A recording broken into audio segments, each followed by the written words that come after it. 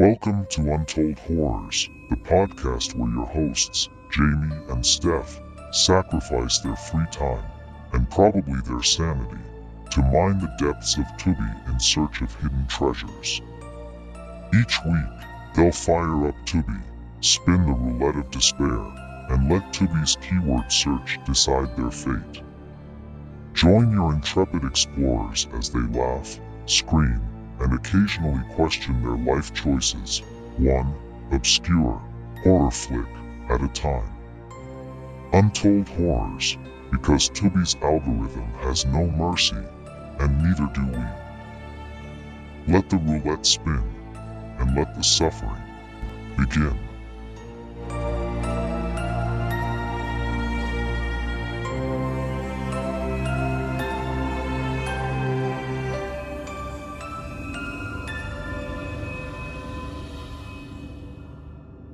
Here's how to play Tubi roulette. Go to Tubi, type in a search term, hit enter, and quickly scan the options. Pick a film in 60 seconds from the first 9 to 12 results. No scrolling. No trailers. No mercy.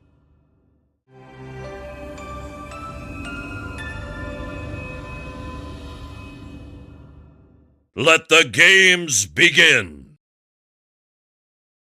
So it's my turn to pick the theme. I'm feeling festive, which is insane because I should not be feeling festive with the year I'm having, but I want to do Christmas horror. I know it's boring. I know it's like a very basic bitch of me, but I want to do Christmas horror. Pick a movie, please. Please, please. I see some good ones. Okay. But like, I want to see all these things. I'm excited. Christmas horror, you said? Yeah, pick one. Pick a good one. I see Craft Massacre, which is a fucking great title. I see Santa Isn't Real, which looks brilliant. I see Christmas Craft Fair Massacre. Oh, I do see Christmas Craft Fair Massacre. That looks something else. Do I have to pick something just to punish you? No, pick something good and fun and Christmassy. I want to have fun. And I don't care if it's stupid, but I want it to be fun. And is that asking for too much? Is it, Jamie? Is that asking for too much out of life? To just have a little wee bit of elfie fun? We're watching the Christmas... What was that one? I don't know. The Christmas Craft Fair Massacre. No. Do it. It's an hour and 11 minutes. A Christmas craft fair to raise money for a local school becomes ground zero for a coven of Satan worshippers with a demonic nativity in the works. Come on.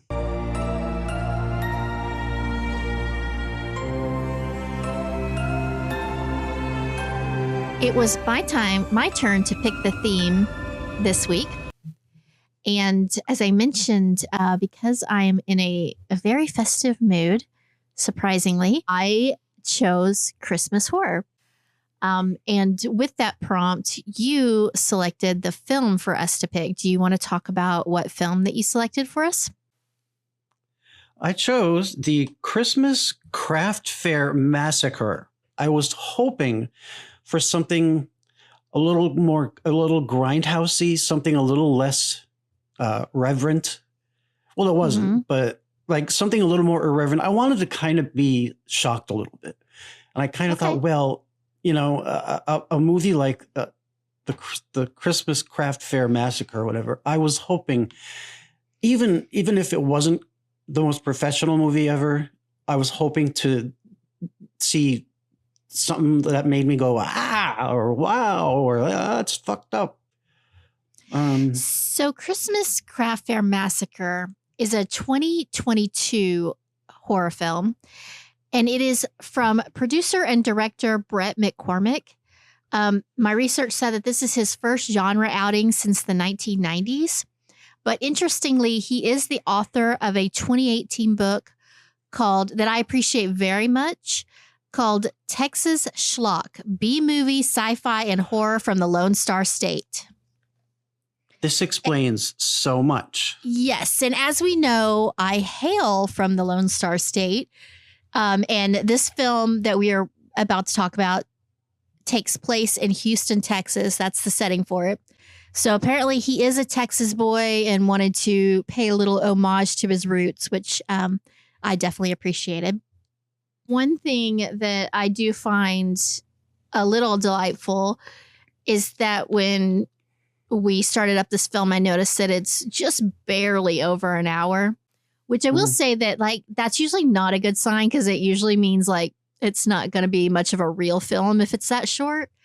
But by the same token, if you're going to make schlocky B-movie trashy films, I think they should all be this length. I don't like it when a film is really leaning into its schlockiness and goes to like an hour and 40 minutes and shit. Like that's way too long. If you're gonna make a silly little film, you need to get in and get out. And so I greatly appreciate when filmmakers do that, when they do not outstay their welcome and they're like, look, this is gonna be a fun little campy adventure and we're not gonna try to stretch it further than it needs to go.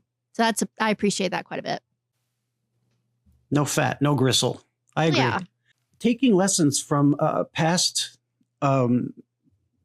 maybe even lower than B grade movies that we've watched. I looked at this one in a new way, and I've come away actually liking it. I loved the screenplay. I loved the writing. When you said that this guy was a writer, I was like, yes, definitely. I definitely noticed that. Now the performances definitely got in the way, but I ignored the performances in the sense that, yes, I will do this, Dark Master, like that shit. I mean, it sounds like that. I was just like, okay, pay attention to the words, not necessarily the delivery. And that's what I did. And I thought it was a really cool story. And I want to change my name legally to Mortimer Shade. I would argue that the acting is intentionally campy. Like, I think that everyone is really leaning into it in a way that is pretty charming. I don't think it's just that, like, oh, these people can't act. I think I got the vibe they were instructed to be very silly and theatrical. I definitely felt like this is meant to be in no way on any level remotely serious. It is very, very silly. And I think everyone in the cast really gets that and leans into it to the point where I thought the acting really added to it rather than took away from it. There's some hilarious plot points too. And I noticed, to piggyback off of your point, I noticed he mined a lot of like classic B-movie, Star Wars specifically, but classic like sci-fi B-movie lines. Like the tarot card reader said, "I have a bad feeling about this" twice. And even more than that, I believe someone said about the lead satanic guy, Mortimer, that he was seduced by the dark side. And I'm like, okay, you don't do that by accident. So that had to be intentional. And it kind of made me giggle a little bit. It was funny. Well, I was expecting going into it, I was expecting slasher, and I was pretty delighted to find out that it's actually like a satanic horror film. I think that's fun and different, and it's not what you expect when you hear Christmas Craft Fair Massacre. Now, what is your definition of massacre? What is a massacre? A lot of people Did that get happen? killed. What? A lot of people get killed. But I mean, like... Well, I think that there was supposed to be a massacre. Like, they were supposed to kill all the people at the fair if the plot didn't get foiled. Yeah. So I think that that's what it's stemming from. There's not a whole lot of dead people in this that I can remember. Actually, there are a lot of body parts. That's the one thing. That's another thing. I loved those.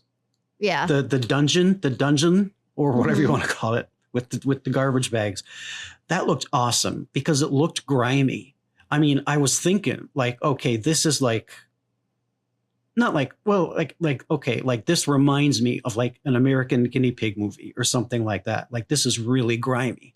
I mean, that skull with the blood on the tablecloth, all that stuff like works great. It's funny because Ned- I actually thought it looked terrible, but I kind of loved that because I thought that's that they why- were, well, I thought that they were aware that it looked shitty. And one of the things that I wrote down that I really appreciated is that like there's lingering close-up shots on these body parts that are very, very clearly fake. And I think that that's kind of delightful because a lot of times when you have a limited budget and you're clearly like, you can't do what you want to do from a special effects standpoint, you try to hide it as best you can. And they didn't. They were like, this is on full display. We're going to zoom in, we're going to linger, we're going to pan, and you're going to see everything we did, even though it's ridiculous. And I was like, yeah, you know what? Kudos to you for doing that because it's really great. Gore doesn't always have to be realistic. Gore doesn't have to be realistic. It has to be disturbing and repulsive. And those like paper mache skeletons, I mean, they were skeletons and rotted, yet they were still moist. They still had a little bit of skin on them. They were gross looking. They were horrible looking. And I liked that. I would kind of disagree with you and say that, yeah, if you're going to do gore, you want it to look good. Like, I don't want you doing shitty CGI that you can't pull off. I don't want you I'd rather you do like one or two really good kills and make them look good than do a bunch and they look horrific. Definitely. But in this case, like the B movie aspect of it really works. And it walks a really difficult fine line between being a self-aware, campy B movie and doing that right and not going so far where it's like groan inducing, where it's like, oh, look how stupid we are. Isn't this funny? Like a lot of the sort of sci-fi type movies. It doesn't do that. It like remains smart and creative and funny and witty without dipping too far into the like, oh, haha, isn't this funny? And it's not funny. It's just stupid. See, that's what kept me going. That's what kept me in it, though. And like I said earlier, it's the writing is great. I thought it was very funny. I found it amusing that there's only one virgin in Houston. I guess that didn't that was kind of funny. And I loved punk rock Jingle Bells. There was in the middle of this, the priest was like having some kind of weird vision. And he was looking ahead, staring ahead, and this ghost girl walks by and then walks backwards, back to the center frame, turns around to look at him / us, and her face gets all like demonic. And that was the only reference to it. And also there were certain visions that the tarot card reader had with the devil in them. Those were great. And I like the video transitions rather than like a Star Wars wipe that they do. Like all the video transitions were like this weird, like multicolored glitch.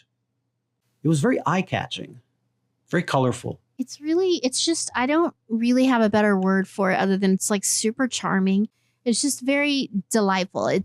It's incredibly silly. And you know, from like I loved the opening scene. I thought it was so much fun. But you know, from like the first minute of this film, what you're getting. And absolutely. I honestly expected, I mean, clearly when you pick this film and it's like a film I've never heard of, it's like an hour long, it's on Tubi. It's called Christmas Craft Fair Massacre. I was like, well, it's going to be trash. It's like going to be B-movie trash. But I thought it was going to be the bad kind, you know, the kind that's like a little bit of a schlock to get through. Even at an hour, you're just like, you can feel every minute of the runtime and you're just like, oh God, is this over yet? And it wasn't that at all. It was so much fun. It was just so like silly, but in the most like charming and sincere way. I do love the fact that this movie features one of the key plot points involves a satanic nativity, which I think is pretty fantastic. Yes. Laughed out loud when I saw that. Yeah, it's good My stuff. ultimate goal is the satanic nativity. Another plot point I thought was neat was the fact that there's this evil high school guy, but there's also like like a frenemy / competition / partner in the lady that owns the mall. I thought that was kind of funny. And her partner was awesome. Yeah. With the pixie cut and the she's really magnifying cute. glass. And I think it's fun that I think that's obviously intentional, but she's very like geeky and adorable and quirky and unassuming. And she keeps like talking about how evil she is. She's like, I can be evil. I'm really good at being evil. And it's very adorable. It's like the cutest little like button nose angel girl talking about how evil she is. And I love like she's like she's on the phone and she's bragging. She's talking about she's like, I'm evil. I mean, she doesn't think I can be evil, but I'm evil. And she's like, I'm wearing the goat mask, even though she told me not to. Now that is evil. And it's like this cheap little Party City like goat mask. I know. And she's so proud. I wrote a note about that. I wrote, nice. I thought it was a hat at first. I thought it was like a weird like elf hat or something. She just like that's all she wants. She just wants to wear the like cheap little $5 goat mask, and her evil boss is like, "No, you can't wear the goat mask." And she's like, "I did it anyway. I wore the goat mask." And like nothing happens when you wear the goat mask, but she just feels very evil that she did it, and it's super cute. One of my the other podcasts I do, Guilty Pleasures, my co-host Kelly, she saw I put on Instagram that I was watching this. And she was like, that looks great. I'm going to watch it. And she watched it and she was like messaging me throughout. I should have invited her to be a guest because she was so funny. She kept like messaging me and she was very animated. She's a lot like me in a lot of ways. Sometimes when we talk about things, she's like all caps, multiple exclamation points. She's like, oh my God, Steph.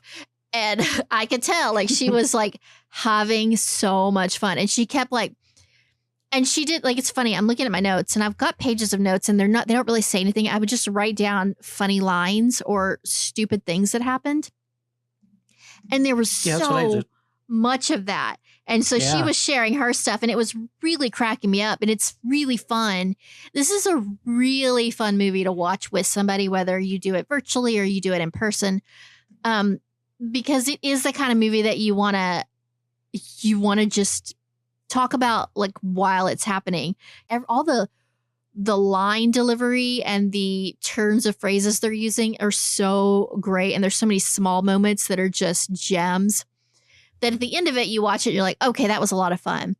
Yeah. But it's one of those that while it's happening, it's really fun to talk about and laugh about with somebody because, it's something that I don't think we can fully capture in a recap on this podcast. It's one of those you need to experience it, and it's best to experience it with somebody who's going to appreciate it like you will. It's a very sharp script. Very well written. It's really funny. Obviously, my favorite part of the film is the fact that there's the high school janitor. He's wearing blue overalls, and coincidentally, because he's the janitor.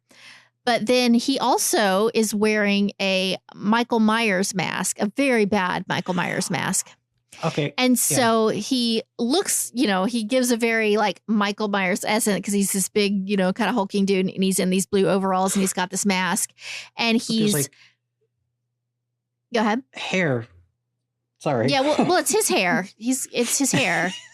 He's got this like long, shaggy hair. It's coming out of every hole in the mask. He's,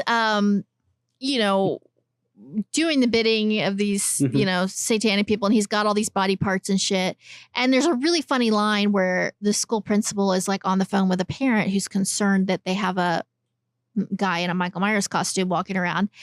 And he's like, well, listen, like he was in a very serious accident. There was a fire and he got deformed. And so he feels more comfortable wearing the mask. And we let him wear the mask. And it's just so... It's so fucking funny because it's like this very like serious thing of he got burned and he's like scarred and they're trying to make allowances for him because if they were scarred, wouldn't they want somebody to make allowances for them? And yet like it's funny because not only is he wearing a mask, but he's chosen to wear a Michael Myers mask with his Michael Myers blue overalls. And I think that's just really fun. And then there's a scene where none of it makes any real sense. Like I couldn't actually tell you what is happening and why. I can tell you vagaries like Satan. That's really what I can tell you. They're Satan and we need to do satanic stuff. That's about the gist of the plot that I have. But there's a scene where Michael Myers puts all the body parts from the basement into gift bags. And he goes around town delivering gifts to people, but they're body parts.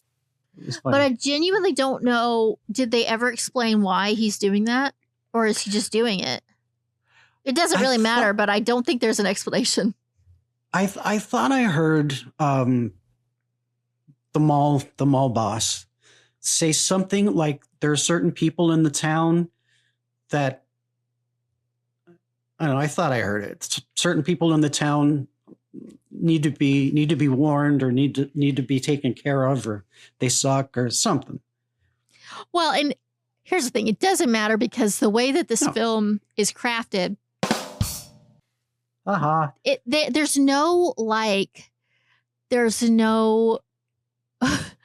what's the word I'm looking for? There's no real narrative thread. And so they can just say anything. Like they can just say something stupid like, Satan demands an offering from the Borders bookstore. And they're like, okay, I'll go get an offering for Satan. And then you just accept it. You're just like, all right. I mean, yeah, Satan needs an offering. And that's the extent of all the explanations. Things just are. And it's okay because you don't really want an explanation because that would probably feel dumb and lame. You'd be like, why are you trying to explain this bullshit?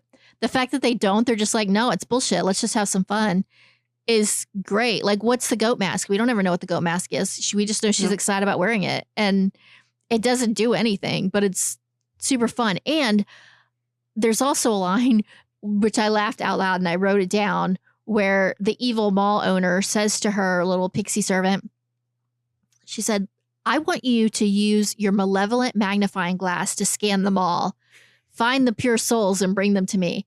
And I was like, malevolent magnifying glass. Like, that's so fucking great. And there's a scene where she's using this magnifying glass to like check people out.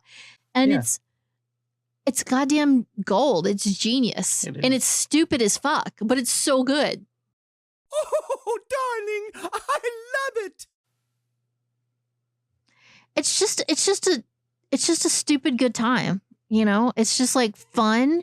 And I genuinely, no shit, I thought, I was like, kind of dreading it. I was like, oh God, this is gonna be painful. It's just gonna be your bottom of the barrel Tubi bullshit where it's like somebody makes a very, very low budget movie. It looks like shit. It's really lazy.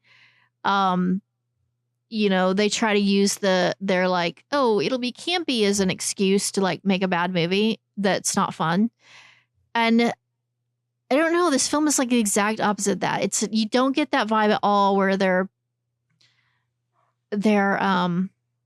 exploiting that at all. They're leaning into it in a way that is very charming. And there's a lot of love that went into this film. And it's just, I don't know. It's just, it's hard. It's hard not to be delighted by it. Like, I kind of expected, I thought you would hate it because I know you hated Derelicts. And I was like, well, this is clearly B movie and you're not going to think it's fun. But I was like, I'm having a delightful time with this. And then I was very optimistic when Kelly, because her and I don't always see the eye to eye on things. But she was like, oh, like, Stephanie, this is so much fun. Thank you for introducing me to this. I was like, oh, yay. It's not just me. I'm not just crazy because I tend to love everything. And it's like, this is just one of those films that's hard not to be charmed by, I think.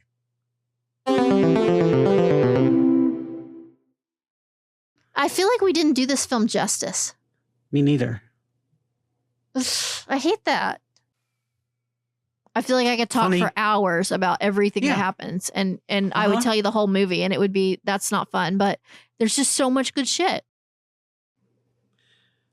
Sometimes movies like this get a lot of hate. A lot of people will probably if they haven't heard this review and they see it and they want to watch it, a lot of people will see that and probably expect, if they're not horror experts, I should say, they'll probably expect something a lot different than what they're going to get. I like to say, if you go to McDonald's expecting a spaghetti dinner, you're going to be disappointed. And it's kind of like that. And I think a lot of times when people just write, "Oh, this is stupid. Oh, I have to give it 1 star because it won't let me give it 0." That's just that they need to. There's more than one way to watch a horror movie, and I think sometimes people who take the genre a little too seriously, I don't know, myself included, because I was not thrilled with Derelicts. But it's good sometimes to expect less.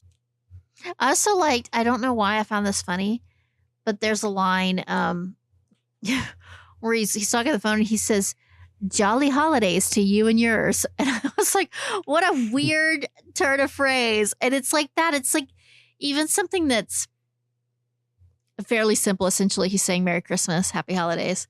But everything is just a little bit off and a little bit weird and a little bit quirky. It's very endearing. Well, except that it's very endearing in this film. Okay, I can be endearing. I'm sure you're capable if you put your mind to it. I mean, I believe everybody can do whatever they put their mind to, you know? And keep working. That's encouraging. Yeah. That's encouraging. Don't give up. Don't give up hope. On to the next quest.